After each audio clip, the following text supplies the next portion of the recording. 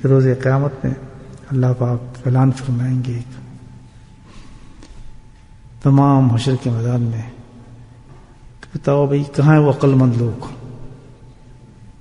اللہ ہم سے ملنا چاہتے ہیں عقل مند لوگوں سے. تو لوگ کہیں گے یہ عقل مند لوگ کون ہو سکتے ہیں؟ حشر کے میدان میں آپ دیکھ رہے ہیں کیسے کیسے لوگ، کیسے کیسے اعمال کے لوگ ہوں گے. تو اعلان ہوگا عقل مند لوگ وہ ہیں کہ دنیا کے اندر رہ کر کسی بھی حالت میں، کسی وجہ سے بھی، کسی پریشانی سے بھی انہوں نے میرے ذکر کو ترک نہیں کیا.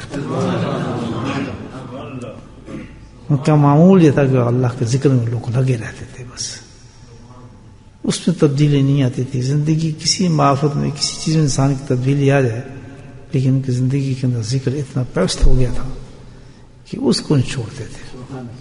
خوشی ہو، غمی ہو، شادی ہو، موت ہو، کسی قسم کی دنیا کے کاروبار چل رہے ہوں، الذین یذکرون اللہ قیاما وقعودا ویتفکرون فی خلق السماوات والارض ما خلقت ھذا باطلا سبحانک فقنا عذاب النار. تو یہ کتنی بڑی بات ہے. قرآن کی پوری آیت میں اللہ تعالیٰ نے ایسے لوگوں کی تعریف کی ہے کہ ذکر کرنے والے لوگ روز قیامت میں ایک عظیم مقام ان کو عطا فرمائے جائیں گے. اللہ پاک ہمیں ذاکرین کی محبت نصیب فرما دے، ذکر کرنے والوں کی محبت نصیب فرما. تو اللہ تعالیٰ کہتا ہے کہ جس کے ساتھ آدمی محبت کرتا ہے تو آخرت میں اس کا حشر بھی اسی کے ساتھ ہوتا ہے. کتنی بڑی بات. چند دعائیں ہیں جو انسان کر لے تو فرض کیا پڑتا ہے اس میں؟ اپنی دعا میں ان چیزوں کو شامل کریں.